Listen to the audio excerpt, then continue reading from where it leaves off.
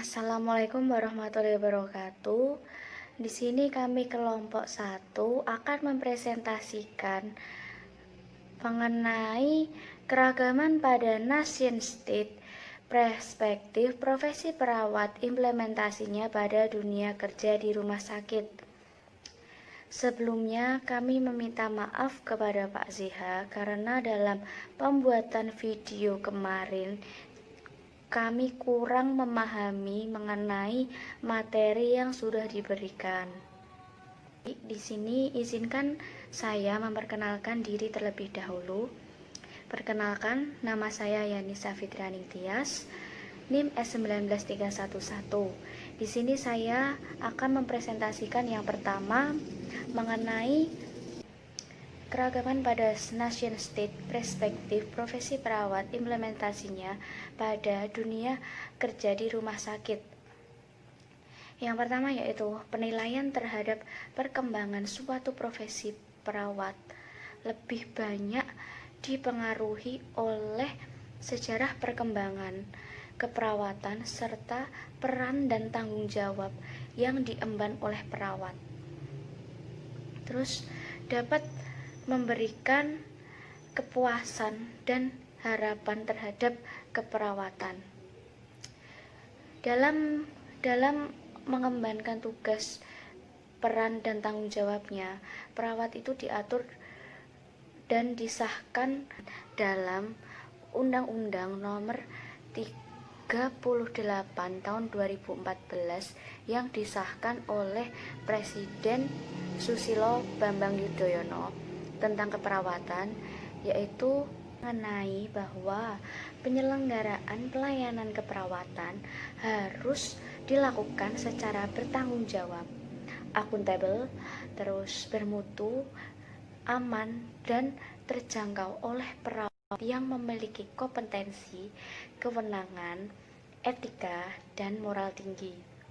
Seperti itu contoh yang termasuk dijelaskan dalam undang-undang yang disahkan oleh Presiden Susilo Bambang Yudhoyono mengenai keperawatan.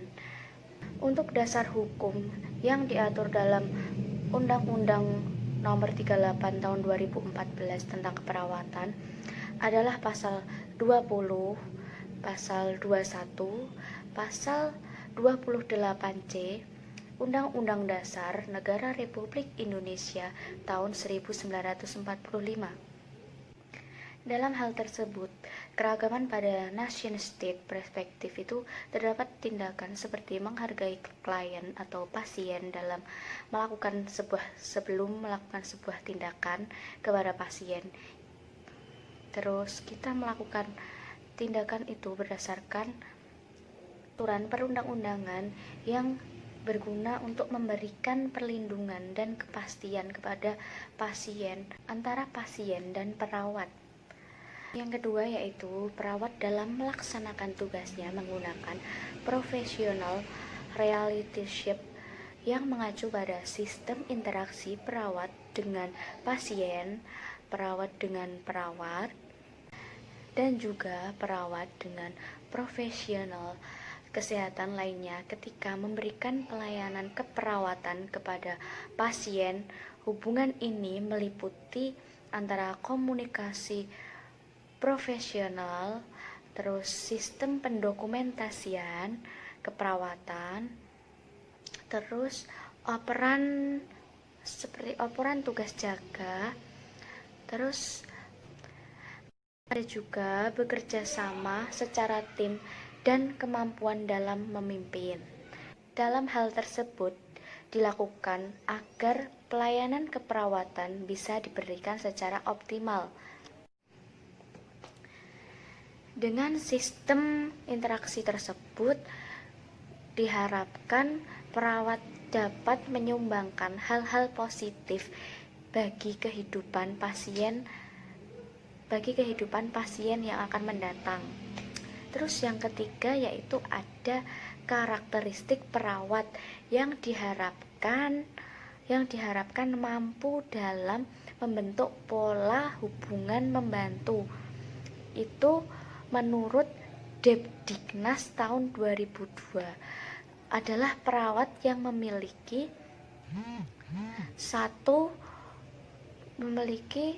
kesadaran diri terhadap nilai yang dianut. Yang kedua yaitu ada kemampuan untuk menganalisa perasaannya sendiri. Yang ketiga yaitu ada kemampuan dalam menjadi atau sebagai contoh peran. Demikian presentasi bagian saya yang dapat saya jelaskan. Mohon maaf apabila ada salah kata maupun perbuatan dalam video kali ini. Selanjutnya, untuk presentasi selanjutnya akan dilanjutkan oleh Saudara Farhan. Terima kasih. Assalamualaikum warahmatullahi wabarakatuh. Perkenalkan, nama saya Farhan Mubarok, NIM S19275.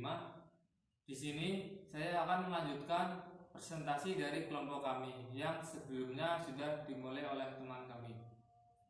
Dan selanjutnya di sini ada altruistik. Altruistik tumbuh pada diri perawat karena dalam dirinya tertanam nilai-nilai luhur serta menjunjung tinggi kode etik keperawatan, sehingga dalam menjalankan profesi tertanam nilai-nilai kemanusiaan yang tinggi serta tertanam keinginan untuk menjalani proses dengan sungguh-sungguh dengan harapan mengangkat citra perawat di masyarakat. Selanjutnya ada kode etik. Kode etik merupakan persyaratan profesi yang memberikan penentuan dalam mempertahankan dan meningkatkan standar profesi. Kode etik menunjukkan bahwa bertanggung jawab terhadap kepercayaan masyarakat telah diterima oleh profesi. Jika anggota profesi melakukan suatu pelanggaran terhadap kode etik tersebut, maka pihak organisasi berhak memberikan sanksi, bahkan bisa mengeluarkan pihak tersebut dari organisasi tersebut. Selanjutnya ada moral. Dalam keperawatan, prinsip moral mengatur perawat dalam bertindak ketika berhadapan dengan klien dan melakukan asuhan keperawatan. Dan selanjutnya ada tanggung jawab. Tanggung jawab merupakan aspek penting dalam etika perawat. Tanggung jawab adalah kesediaan seseorang untuk menyiapkan diri dalam menghadapi resiko terburuk sekalipun, memberikan kompensasi atau informasi terhadap apa-apa yang sudah dilakukannya dalam melaksanakan tugas. Sedangkan Pusat Pengembangan Keperawatan Karalus menyebutkan untuk melaksanakan tugas-tugas yang kompleks dalam mewujudkan citra dan peran perawat, maka perawat perlu memahami kematangan pribadinya meliputi: yang pertama ada kedewasaan emosional. Seseorang yang sudah dewasa secara emosional akan menjadi sosok yang lebih bertanggung jawab dan tidak berusaha lari dari permasalahan tersebut atau yang sedang dialami. Mereka akan berusaha untuk menyelesaikan sendiri tanpa berusaha melibatkan atau membebani orang lain. Yang kedua, menjadi dewasa secara intelektual, berarti menggunakan akal budi untuk melakukan penilaian dengan benar tidaknya sesuatu, sehingga terjadi pertimbangan yang matang dalam menghadapi masalah atau mengambil keputusan. Yang ketiga ada kedewasaan sosial. Kedewasaan sosial seseorang terlihat dalam sikap pada makhluk lain, mampu menerima perbedaan dengan lapang dada, mengerti, memahami, dan bisa memaafkan suatu kesalahan. Dan yang terakhir ada kedewasaan moral dan spiritual. Di dalam kedewasaan moral dan spiritual, seseorang mempunyai ciri-ciri sebagai berikut. Yang pertama, menerima segala macam bentuk dari nilai moral yang dimana berlaku. Yang kedua, melakukan tindakan yang baik. Yang ketiga, takut terhadap Tuhannya. Keempat, terdapat hubungan yang baik dengan Tuhannya. Dan yang kelima, seseorang tersebut selalu bersyukur. Terima kasih untuk presentasi dari saya. Kurang lebihnya saya mohon maaf. Assalamualaikum warahmatullahi wabarakatuh. Untuk presentasi selanjutnya akan diteruskan oleh teman saya. Perkenalkan, saya Karisma Putri Andini dengan NIM S19285 dari kelas S19F. Di sini saya akan menjelaskan pakar hukum Universitas Indonesia mengemukakan bahwa setiap profesi pada dasarnya memiliki 3 syarat utama, yaitu yang pertama ada komplementasi yang diperoleh melalui pelatihan yang ekstensif, dan yang kedua ada komponen intelektual yang bermakna dalam melakukan tugasnya, dan yang ketiga memberikan pelayanan yang penting kepada masyarakat. Yang pertama tadi komplementasi yang diperoleh melalui pelatihan yang ekstensif. Pelatihan yang ekstensif itu berarti dalam kehidupan sehari-hari bermakna mempunyai jangkauan yang sangat luas.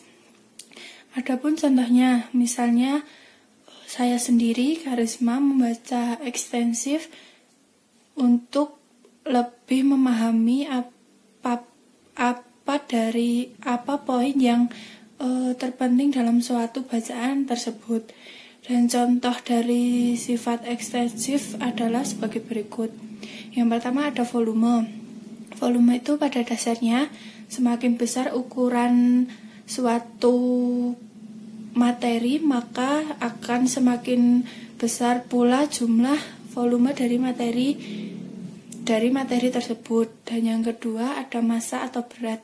Semakin banyak jumlah dari suatu materi, maka akan semakin besar pula jumlah massa dari materi itu sendiri.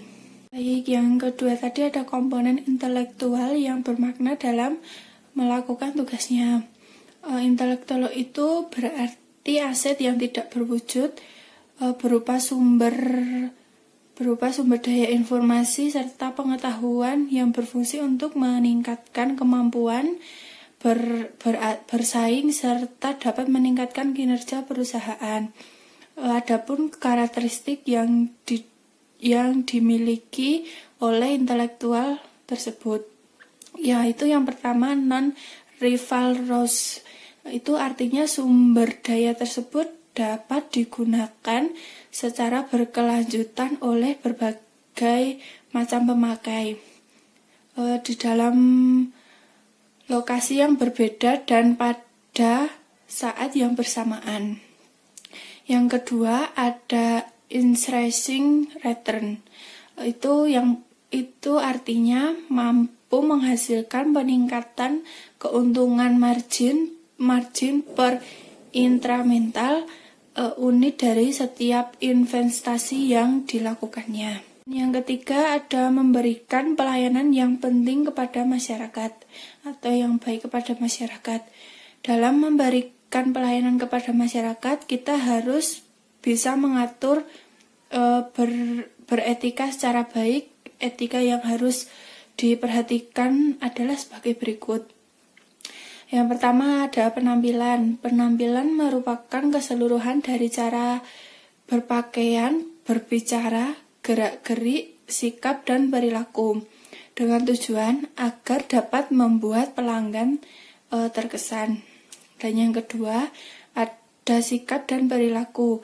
Pada saat berhubungan dengan pelanggan, seringkali sikap dan perilaku kita diperhatikan oleh pelanggan, terutama sikap yang menolong dan peduli terhadap kebutuhan pelanggan.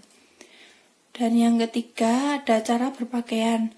Cara kita berpakaian harus serasi antara baju dan celana, termasuk menghindari menggunakan warna yang terkesan begitu sangat mencolok atau berlebihan. Selain pakar hukum Universitas Indonesia tadi, adapun sikap profesional itu adalah sikap tanggung jawab terhadap masyarakat profesi maupun masyarakat luar.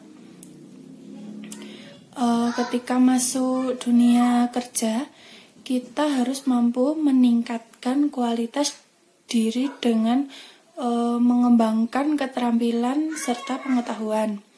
Hal ini memang sangat penting untuk diingat bahwa dunia kerja tidak hanya membutuhkan seseorang yang mempunyai pengembangan diri serta pengetahuan yang bagus, tetapi juga harus memiliki sikap yang sangat berprofesional. Seperti apa sih sikap profesional itu? Yang pertama, meliputi kejujuran.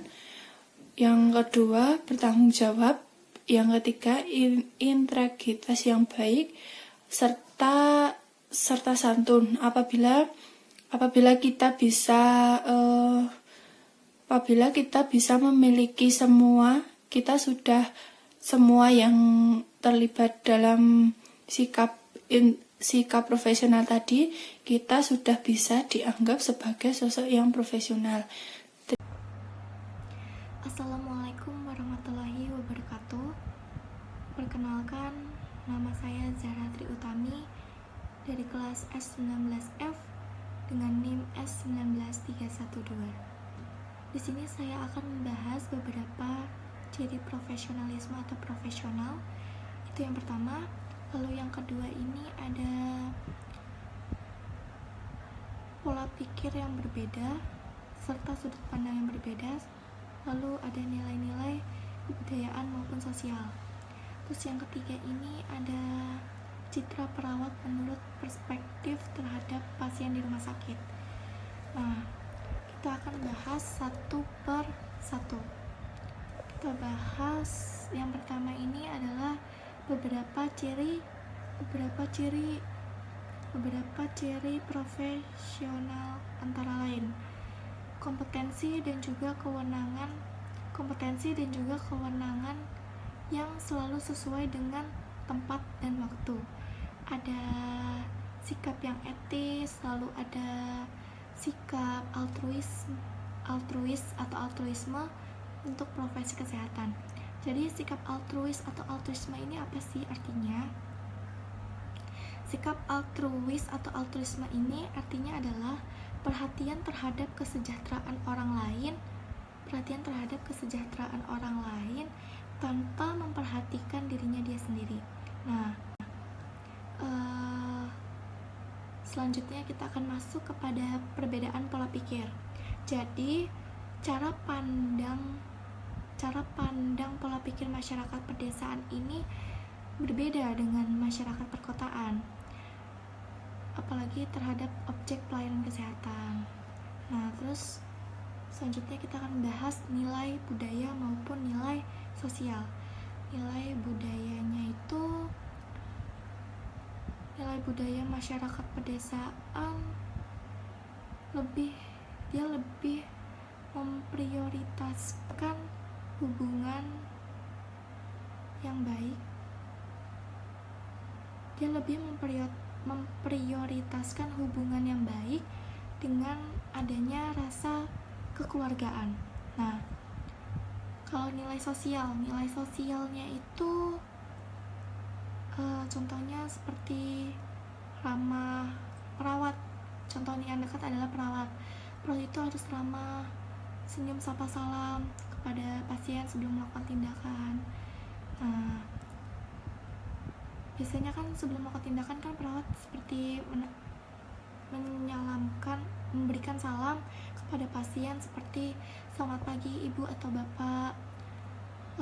sesuai dengan fase-fasenya, fase prainteraksi termasuk nilai sosial dalam perawat. Nah, selanjutnya ini ada citra perawat menurut perspektif terhadap pasien di rumah sakit. Ya,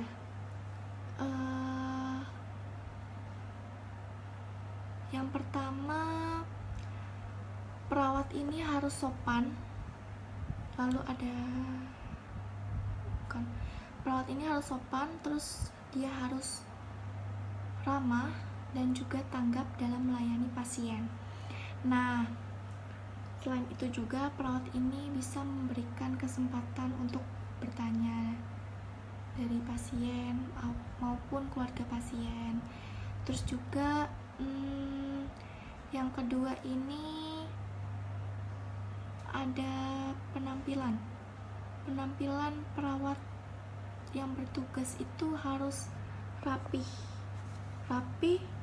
terus bersih, putih bersih, lalu nggak boleh pokoknya harus bersih dan rapi gitu. Terus dia harus bersikap mau menolong. Terus perawat ini memperhatikan kebutuhan maupun keluhan pasien. Perawat ini memberikan informasi. Lalu yang terakhir ini adalah persepsi pasien. Yang terakhir ini adalah persepsi pasien. Persepsi pasien terhadap kualitas yang diberikan akan berlanjut pada proses terbentuknya image atau citra. Itu saja, sekian dari video saya. Terima kasih. Wassalamualaikum warahmatullahi wabarakatuh. Perkenalkan, saya Aulia Denisa Amarda, NIM S19260. Saya di sini akan menjelaskan tentang implementasi atau tindakan yang dilakukan oleh perawat kepada pasien. Implementasi atau tindakan yang dilakukan perawat kepada pasien, sisi pelayanan yang langsung bersentuhan dengan pasien adalah: yang pertama, hubungan antar manusia. Yang dimaksud hubungan antar manusia adalah, contohnya, saling menghargai dan mempercayai. Jadi, kita sebagai seorang perawat, kita harus menghargai pendapat seorang pasien. Contohnya, apabila pasien berpendapat A, kita juga harus menerimanya. Dan kita harus mempercayai apa yang pasien berpendapat. Jadi kita harus menerima dan menghargai dan mempercayai pendapat si pasien tersebut. Yang kedua adalah tepat waktu.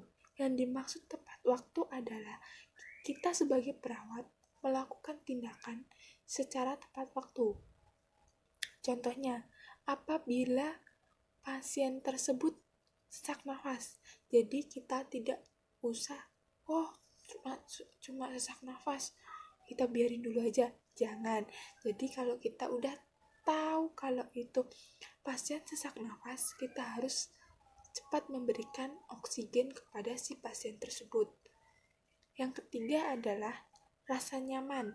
Yang dimaksud rasa nyaman di sini adalah kita terjun langsung kepada pasien, kepada keadaan pasien, di mana keadaan pasien seumpama pasien sedang bersedih. Kita harus mendengarkan cerita si pasien. Kita sebagai orang yang mengedukasi si pasien tersebut agar si pasien tersebut tidak mudah stres. Terus yang keempat adalah rasa bersih. Yang dimaksud rasa bersih di sini adalah seumpama si pasien tersebut merasa kotor badannya, kita harus memandikan pasien. Kemudian apabila bed covernya itu sudah kotor, sudah bau lah, kita langsung membersihkannya dengan yang baru atau menggantikan spray pasien tersebut dengan yang baru. Kemudian selanjutnya adalah privasi. Di sini kita sebagai seorang perawat harus menjaga privasi atau rahasia si pasien tersebut. Seumpama pasien tersebut mengalami kecelakaan yang parah, jadi kita harus menjaga privasi tersebut. Waktu kita membersihkan luka, terus juga walaupun kita cuma membersihkan luka, kita harus menjaga privasi pasien. Contohnya adalah kita harus menutup gorden atau tirai atau pintu, karena agar pasien tersebut merasa nyaman, dan itu adalah privasi si pasien tersebut. Kemudian tindakan yang kedua adalah mempertimbangkan akses fisik. Yang dimaksud akses fisik di sini adalah kita harus mengetahui keadaan yang sebenarnya pasien rasakan di rumah. Contohnya, kita di rumah itu pasien tersebut panas, demam, sampai menggigil. Kita harus membawa ke unit pelayanan kesehatan yang terdekat. Contohnya, yaitu rumah sakit. Kalau tidak ada rumah sakit, kita bawa ke puskesmas. Apabila kondisi fisiknya itu normal atau biasa saja, contohnya jatuh dari sepeda, kan biasanya cuma luka kan, tidak terlalu parah, jadi kita tidak usah membawa ke rumah sakit karena fisiknya biasa aja, cuma terdapat luka di kaki, contohnya gitu. Kemudian yaitu akses ekonomi. Yang kedua, akses ekonomi. Yang dimaksud akses ekonomi di sini adalah kita sebelum melakukan tindakan ke jenjang yang lebih tinggi, contohnya operasi atau donor darah tersebut, kita harus menanyakan keadaan ekonomi si pasien tersebut. Soalnya tidak semua perekonomian pasien itu sama. Contohnya, kita seorang petani. Kalau seorang petani kan cuma berapa, jadi kita harus menanyakan kesiapan ekonomi si keluarga pasien dan pasien tersebut, apakah mampu atau tidak, tergantung ekonomi. Terus yang selanjutnya adalah budaya. Yang dimaksud budaya di sini adalah ada dua, bahasa dan kepercayaan.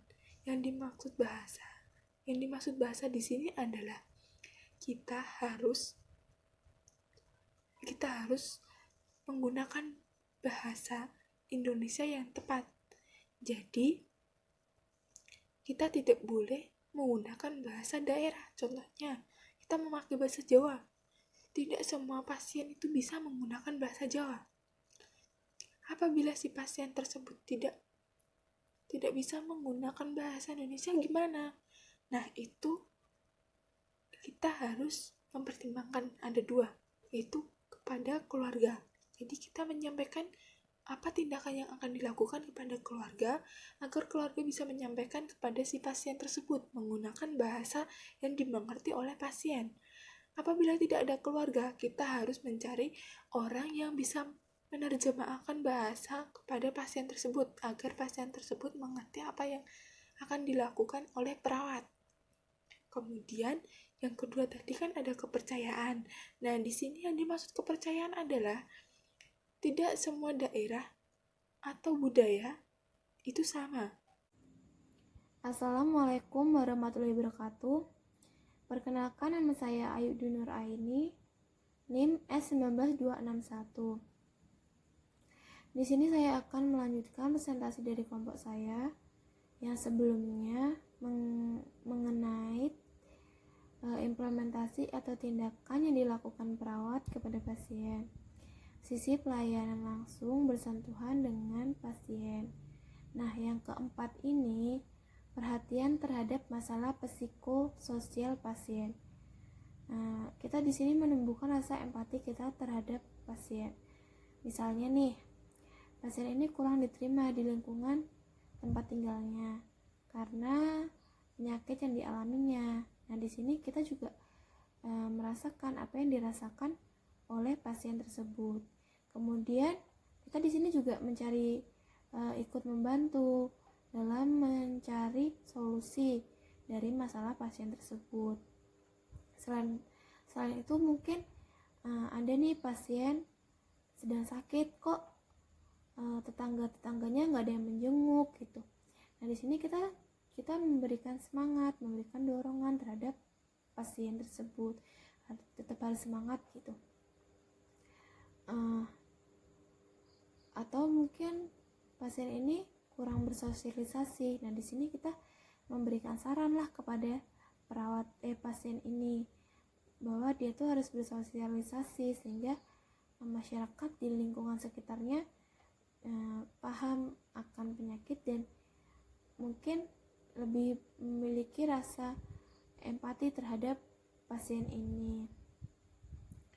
Nah, kemudian yang kelima, memberikan informasi yang lengkap dan mudah dimengerti. Selain itu juga kita harus memberikan kesempatan kepada pasien untuk bertanya.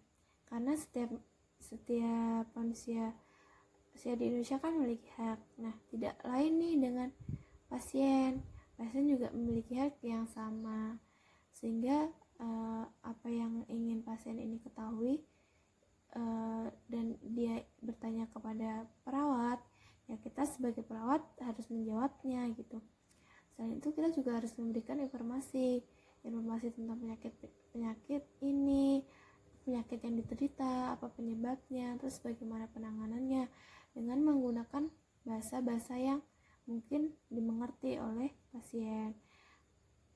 Jika mungkin menggunakan bahasa yang tidak mengerti dan pasien ini bertanya, nah kita menjawabnya dengan baik, dengan rasa penuh perhatian seperti itu, sehingga pasien ini merasa perawat ini memiliki perhatian nih sama saya, berarti masih banyak kok yang perhatian sama saya, kenapa saya harus khawatir gitu. Selain itu juga yang keenam, ramah. Nah, rasa ramah itu kita tunjukkan dengan selalu menyapa pasien, memberikan senyuman, sehingga pasien tersebut merasa bahwa dia masih sesama manusia itu dihargai gitu. Kita juga harus memberikan semangat, dorongan, karena kita merasakan apa yang dirasakan oleh pasien tersebut. Kemudian kita harus kreatif nih dalam menyelesaikan masalah pasien. Mungkin di sini kita dapat bermusyawarah, mencari pendapat pasien sehingga pasien ini nyaman gitu, nyaman dengan kondisinya, sehingga dia tidak merasakan apa yang dia rasakan. Kemudian dalam pengobatan yang dilakukan sesuai dengan pendapat dari pasien tersebut. Kemudian kita juga harus mempunyai rasa perhatian dan mau mendengarkan cerita atau pendapat pasien. Nah, di sini kita tuh harus perhatian. Kita sama manusia. Kenapa kita harus memilih pasien dari kalangan yang atas kita lebih perhatian, atau dari kalangan yang miskin ya sudahlah kita biasa-biasa aja gitu, sesuai dengan derajatnya. Tidak seperti itu. Di sini kita harus merawat pasien dengan penuh kasih sayang dan adil gitu, karena setiap manusia ini kan berhak untuk mendapatkan dan memiliki hak yang sama gitu. Jadi kita tuh tidak boleh membeda-bedakan antara yang menengah ke atas dan menengah ke bawah gitu. Mungkin itu saja yang dapat saya dan kelompok saya sampaikan. Jika ada salah kata, saya mohon maaf. Wassalamualaikum warahmatullahi wabarakatuh.